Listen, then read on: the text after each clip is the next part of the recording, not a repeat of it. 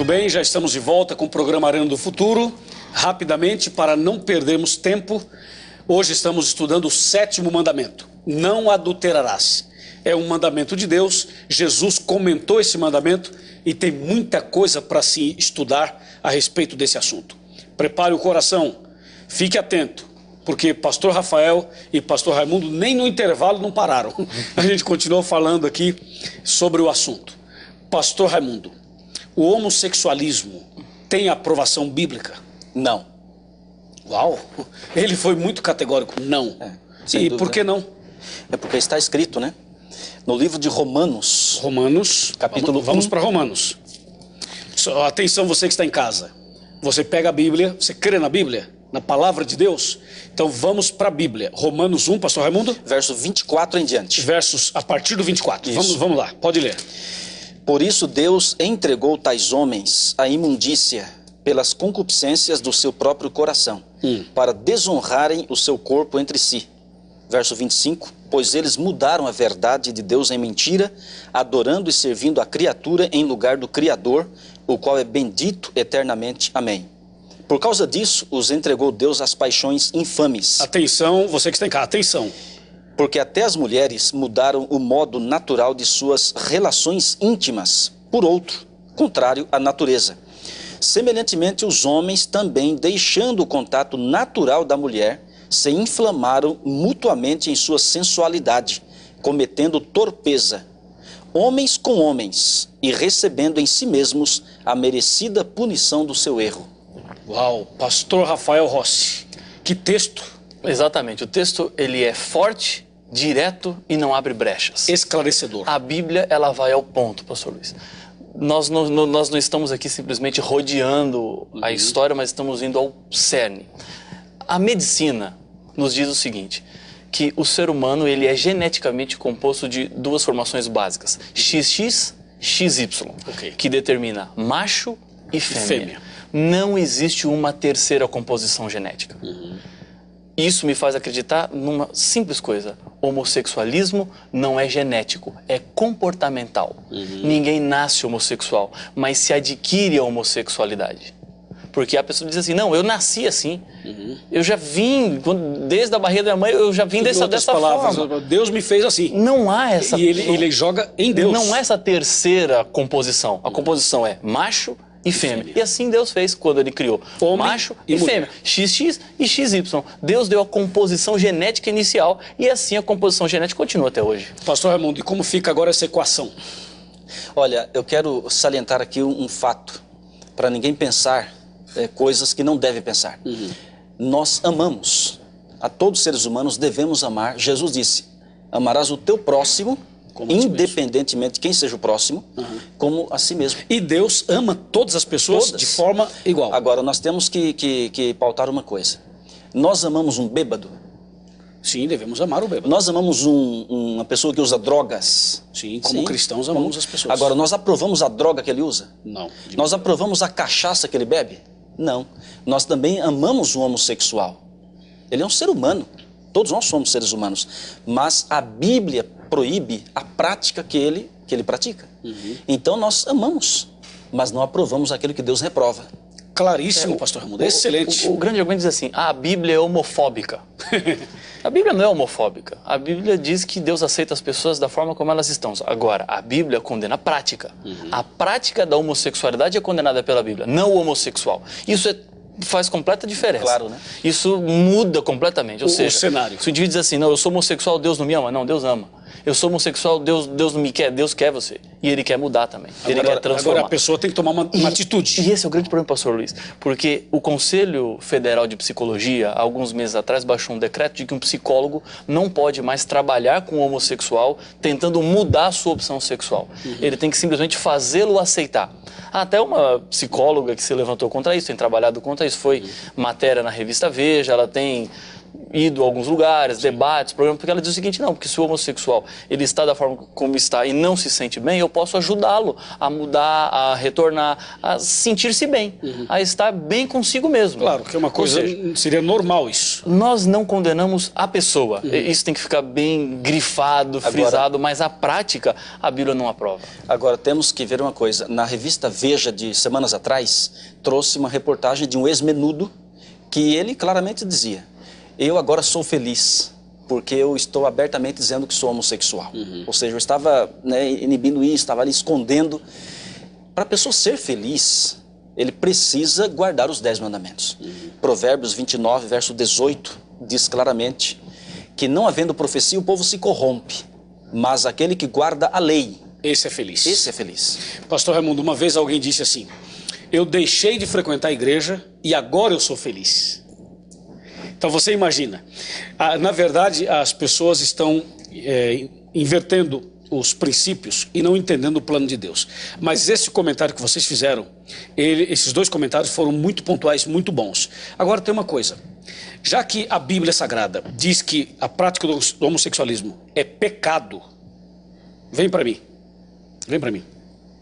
A prática do homossexualismo é pecado. Deu para você entender? Agora, o amor ao ser humano é ponto alto na Bíblia. Eu quero perguntar ao pastor Rafael e ao pastor Raimundo. Davi adulterou. Salomão adulterou. E tantos outros, como inclusive Abraão também. Pergunto, há esperança para o adúltero? Há esperança por uma pessoa que faz programas? Há esperança para homossexuais? Há esperança para nós? Há esperança para as pessoas? Pastor Raimundo primeiro, depois pastor Rafael. O pecado de Davi foi profundo, mas o arrependimento dele também foi profundo. É só ler Salmo, capítulo 51, verso 10 em diante, quando ele diz, cria em mim, ó Deus, um coração puro e renova dentro de mim um espírito reto e inabalável. Então tem que haver arrependimento. Tem que haver arrependimento para que haja o perdão e para que haja também a paz de coração. Então, pastor Raimundo, se eu entendi, a pessoa tem que se arrepender e confessar o seu pecado. Confessar o seu pecado. Como Davi fez. Como Davi fez. Não esconder, ele tentou esconder, mas Deus sabe todas as coisas. Então, o arrependimento é fundamental. Agora, é o que já foi dito aqui, né? O adultério não é somente a questão física, é a questão mental também.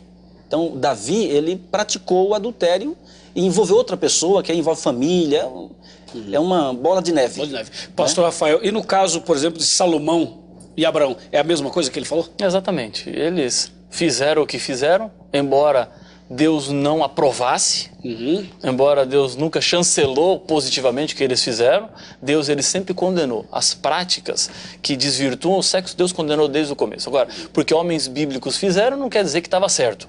Muitos desses erros estão na Bíblia simplesmente para nos alertarmos, para vermos como eles erraram e para que nós não caiamos também. Há esperança, pastor Luiz, para todo aquele que se arrepende, aquele que confessa, e eu gostaria de adicionar um terceiro ponto, e aquele que muda de vida. Pastor, então, olhando para quem está em casa, olhando para os nossos amigos, dê uma mensagem como um pastor que ama as ovelhas, independentemente de quem seja, por favor. Eu não quero ser assim terrorista no que eu vou dizer, mas eu quero deixar com você um texto que está em Apocalipse capítulo 21, verso 8, quando a Bíblia diz assim, quanto porém aos covardes, aos incrédulos, aos abomináveis, aos assassinos, aos impuros, e diz, dos feiticeiros, idólatras, mentirosos, aí diz assim, a parte que lhes cabe será no lago que arde com fogo e enxofre. Em outras palavras, Deus está dizendo que aqueles que desvirtuam a pureza que Ele deixou no coração, esses terão terríveis consequências. Mas esse dia ainda não chegou. Você e eu estamos no tempo da graça. No passado, as pessoas procuravam, pastor Luiz, amor sem sexo. E infelizmente hoje os seres humanos estão procurando sexo sem amor. Caímos na banalidade. Estamos destruindo o propósito e o plano original de Deus. Não importa onde você foi, não importa até onde você desceu, há retorno, há esperança, há chance de você voltar. Deus pode modificar completamente sua vida. E você, se hoje não é puro mais, Deus pode fazer com que a sua pureza de coração volte. Talvez a pureza física não voltará nunca mais, mas Deus pode renovar a sua mente, renovar seu coração e fazer de você uma nova pessoa, porque Ele tem poder para isso. Amém. Obrigado, pastor Rafael. Pastor Raimundo, a mesma coisa, em 30 segundos, um recado como pastor. Romanos capítulo 15, versículo 4. Pois tudo quanto outrora foi escrito, para nosso ensino foi escrito, a fim de que, pela paciência e pela consolação das Escrituras, tenhamos esperança. Você olha o caso de Abraão, você olha o caso de Salomão, de Davi e de outros personagens bíblicos. Isso eles fizeram e Deus não aprovou o adultério que eles cometeram.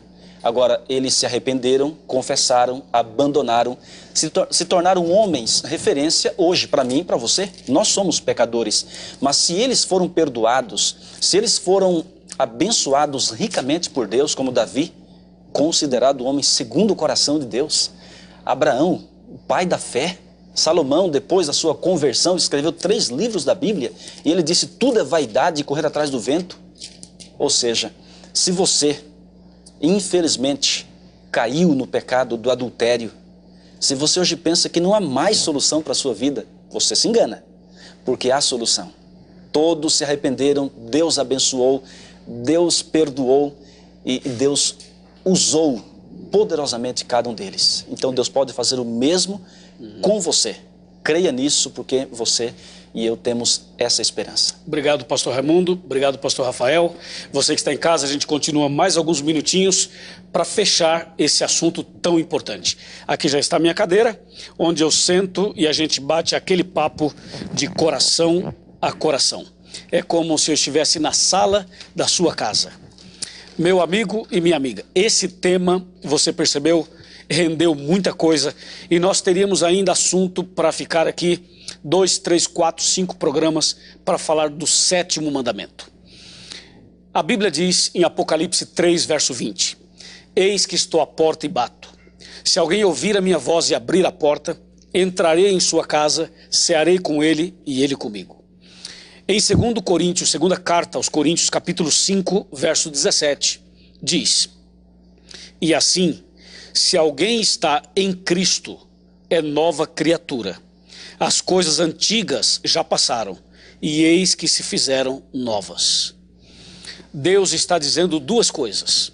A primeira, que quer entrar em sua vida, em seus pensamentos, em seu coração. A segunda coisa, Ele quer transformar você, para você se tornar uma nova pessoa, uma nova criatura. Deixando as coisas antigas, deixando o passado, deixando, quem sabe, práticas erradas do passado. É possível até ser uma nova criatura e em algum momento você pode até lembrar do que foi no passado e ser tentado até pelo que fez no passado. A tentação em si não é pecado. O pecado é você cair, ceder à tentação. Deus está lhe chamando hoje a tomar uma decisão, a entregar sua vida para Deus, a começar uma vida nova. Você que é casado, seja fiel à sua mulher, seja fiel ao seu marido. Não fique buscando prazeres fora. Para muitas pessoas, a grama do vizinho é sempre mais verde que a nossa. Mas não esqueça, o que Deus deu a você, a mulher que você tem, o marido que você tem, é a pessoa que Deus preparou para você. Ame, respeite, ande lado a lado e caminhe juntos para a volta de Jesus. E se eu estou falando para alguém que vive na prática do homossexualismo, da prostituição, do adultério, da pornografia, de atos e atitudes erradas, Jesus tem poder para lhe transformar e lhe abençoar. Eu vou orar por você. Tome essa decisão e a partir de agora seja uma nova criatura. Oremos. Deus querido, obrigado pelo programa de hoje. Obrigado pelo 7º mandamento. Dá-nos a tua graça. Abençoe esta pessoa, esta família. Derrama o poder do Espírito Santo para que haja um milagre, uma mudança, uma transformação, uma conversão. Eu sei que o Senhor está escutando esta prece e sei também que estás respondendo. Portanto, muito obrigado e louvado seja o teu nome, em nome de Jesus. Amém.